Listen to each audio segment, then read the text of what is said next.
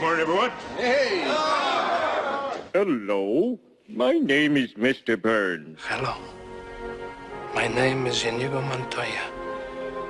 You killed my father. Prepare to die. You had me at hello. You had us at hello, Renee. You didn't, Jerry Maguire. And hello to you. Greetings and welcome to the Confident Communications Podcast, a place for boosting your confidence in all areas of communications. This episode is all about the hello, how you doing? It's all about greetings.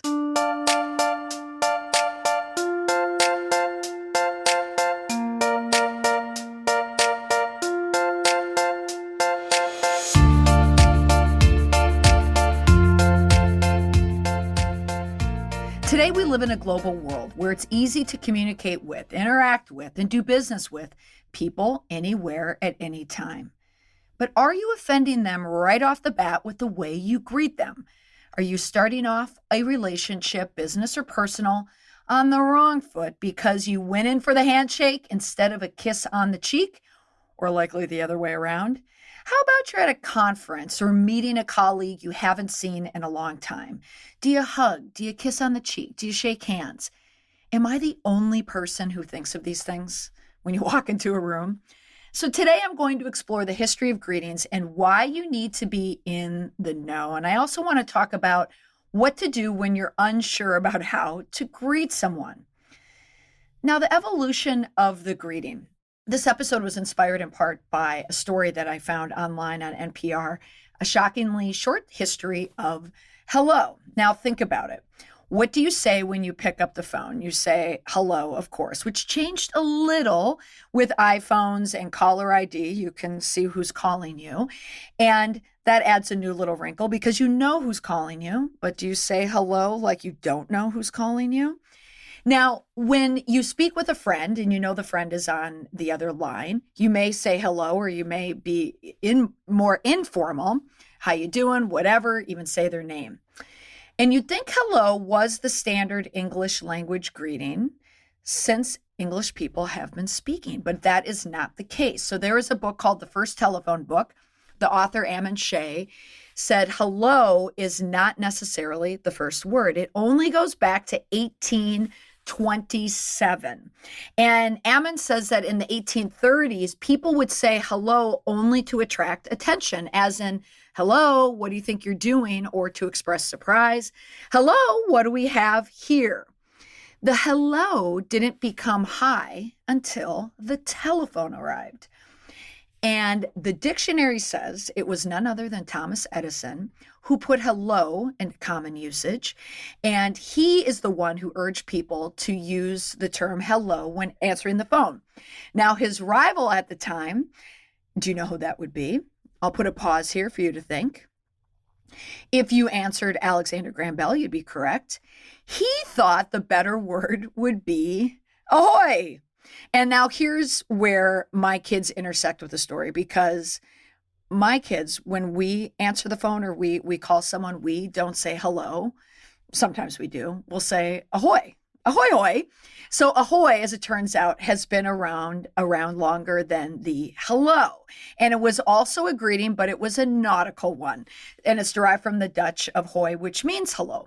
So this is how it landed in my kitchen. Ahoy, hoy? No, you have the wrong number. This is 5246. I suspect you need more practice working your telephone machine. Not at all. Ahoy. So if you're an avid watcher of The Simpsons, you know that's how Mr. Burns regularly answers the phone. Ahoy, ahoy. So that's how we answer it in my family as well. Now, the hello was originated as a way to show the other person that we aren't armed, which if you have a cell phone in your hand right now, it could be even perceived as a weapon if you have a video on there. The handshake was actually a way to demonstrate allegiance and provide comfort in the 8th century BC. And it was also a symbol of farewell in early Greek times. But there's really no way of knowing what greetings look like before recorded history. So that part of the history and the evolution ends there. But we hear about the greeting, we hear about the hello, and how it came to be and where we are now. Now, talking about greetings altogether, it's a way to say hello or recognize someone that you see across the room or running into them if you're getting coffee. And of course, in modern day, it's a form of goodwill. And you all know that a warm greeting with a smile goes a long, long way. But it does set a baseline for your personality and what kind of relationship you have with that person. The routines we do out of habit, for some, it could be just a handshake, but for others, it's always going in for a hug. So depending on your culture or depending on where you live or where you originated from, it could be a kiss on the cheek or a slap on the back. Now, growing up in Minnesota, it's always a rather chilled hello. And I'll blame that on the Swedes and the Germans who homesteaded starting in the 19th century. So hello, yeah, you don't touch people when you say hello in Minnesota. But when I moved to Boston and met people from the East Coast and people from New Jersey, then you would get the hello with a kiss. So hello, when this happened, I knew I needed to add kissing, on the cheek to my greeting and a hug. But you know what? It broke down a lot of barriers. It kind of warmed up the relationship from the chilly, formal hello. Even if you don't speak to or formally greet someone, or in the case of strangers passing at the gym or in the same aisle at the grocery store, there still is a greeting. It's a nod of the head or eye contact or a flicker of recognition. Now, my new favorite greeting was formalized today, early this morning.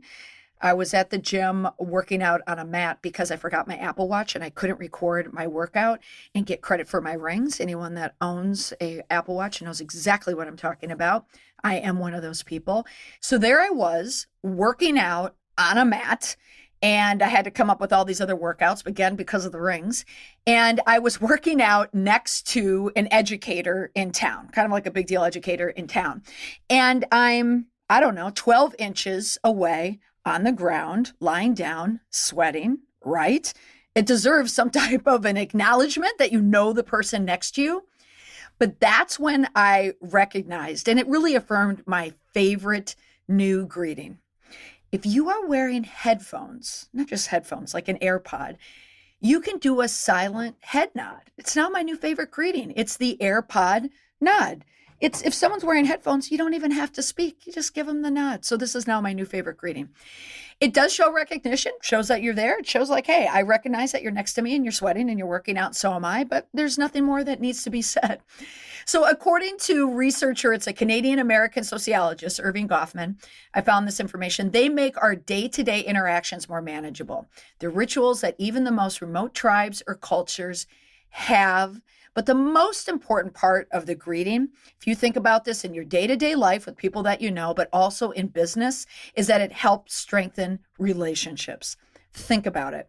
When someone meets you and they greet you by name and they look you in the eye, compared to someone that just goes, oh, hey, how do you feel about the person whose greeting was warmer?